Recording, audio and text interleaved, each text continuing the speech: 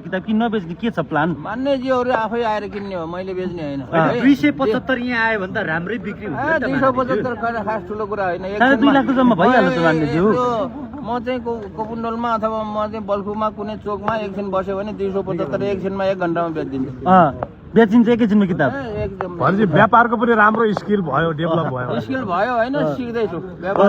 संसद भवनमा भएको माननीयहरू मध्येमा चाहिँ कसलाई बेच्न मन लागेको छ किताब?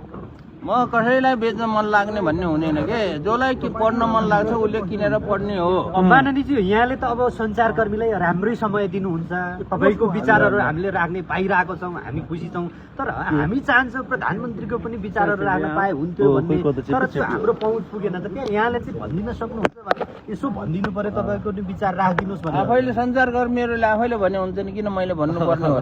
आफैले भने हुन्छ। होइन होइन, कोसिस गर्नुहोस्, भइहाल्ला।